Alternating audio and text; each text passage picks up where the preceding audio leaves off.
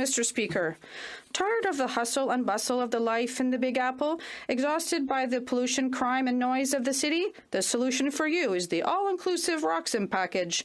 A free bus will take you to Plattsburgh, where a taxi will be waiting for you to take you to Roxham. And once you've crossed the road, you'll be offered free accommodation, welfare, health care, and school for your children. Roxham, the all-inclusive package is waiting for you. Mr. Speaker, isn't the immigration minister tired of being laughed at? When will he suspend the Safe Third Country Agreement? The Honourable Minister of Immigration. This situation is not a joke. It's important to debate this issue at the House here seriously. Our government cooperated with the province of Quebec and continues negotiations to modernize the Safe Third Country Agreement with the U.S. so we can find permanent solutions.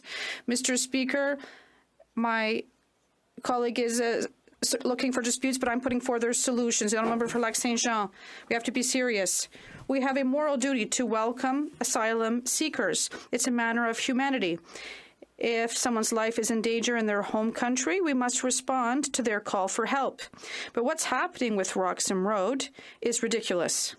The Americans are using this irregular route to absolve themselves of their own responsibility and are inviting refugees to leave for Quebec for reasons that are sometimes anything but humanitarian. What is this government waiting for to suspend the Safe Third Country Agreement? The Honourable Minister. Mr. Speaker, the solution of my friend is just avoiding the issue. There's no magic solution.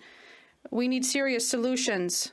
I've had a meeting with my counterpart in Quebec last week to discuss solutions and the role for the federal government to support Quebec. At the same time, our government continues its efforts to modernize the agreement with the U.S. Mr. Speaker, we're going to continue to treat it seriously, no matter how big a joke the Bloc seems to think it may be.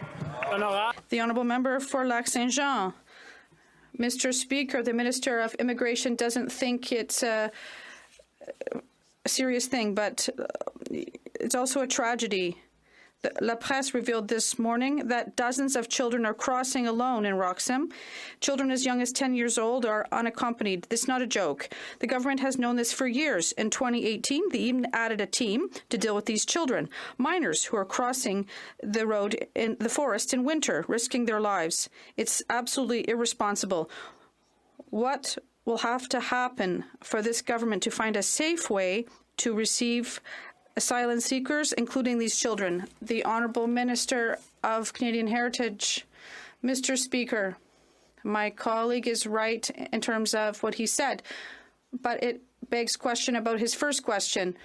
I know my colleague from the Bloc, I have a great deal of respect for him. I know he's serious in all of this, but it's no time to joke. It's no time to joke.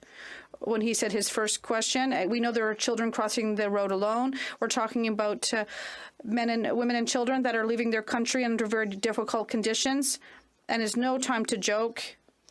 We're talking about migrants who are suffering, and we're going to be there to support.